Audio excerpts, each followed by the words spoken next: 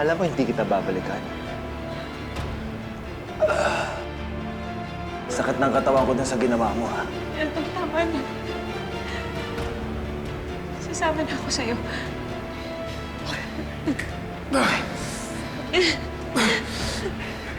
Huwag mo ilalagay sa panganib si Angela. Paparating na ang pulis! Tama na! Elton, tama na! Ano? Ha? Elton, tama na, please. Elton! Bernard! Bernard! Halika na! Bernard! Bernard! Bernard!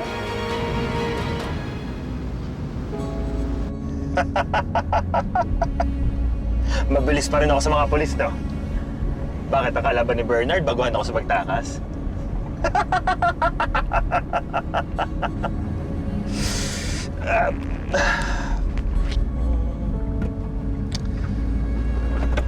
Sinasabi ka kanina? Wala. Babe, huwag ka naman lungkot. You made the right decision. Right decision? Elton, naka-report ka na. Alam na nila tong sasakyan na to. Kahit saan tayo magpunta, may nakaabang sa atin ng mga pulis. Malulusutan ko yon. Kasama na kita eh. Tsaka, babe, lahat gagawin ko para sa'yo. Elton, buntis ako. Ayokong mapahamak yung baby ko oras na magkaabarilan. Sigurado papaulan na nila tayo ng bala. Nega mo naman eh. Sorry. Nag-iingat lang ako. What if... What if magpalit tayo ng sasakyan? Para hindi nila tayo makita. Hindi nila tayo matrace.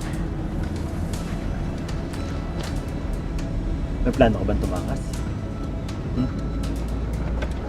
Wala. Hindi ko naman ilalagay yung sarili ko sa alanganin. Pero alam mo, may point ka.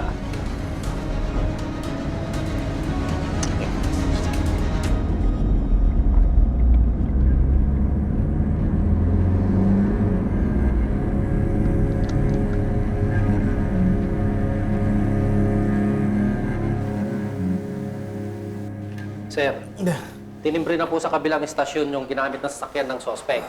Pero mag-iikot-ikot pa rin po kami. Bernard, parating na yung ambulansya. Kailangan mo madala sa ospital.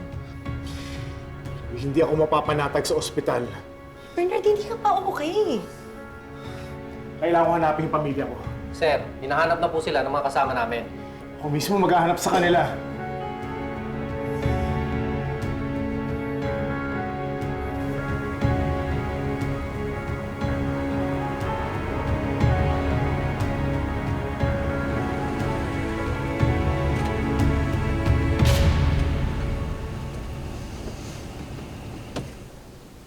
Oh, ako magbubukas ng pinto, ah. Babe, ako yung kikilos ng mali.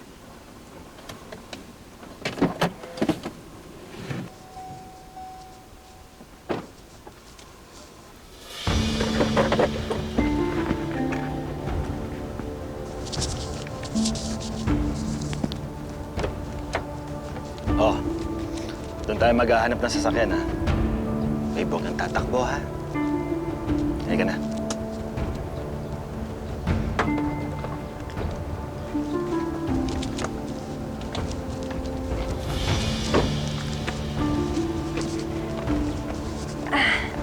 Teka. Elton, ang sakit ng tiyan ko. Bakit? Ano nangyayari? Okay ka lang ba?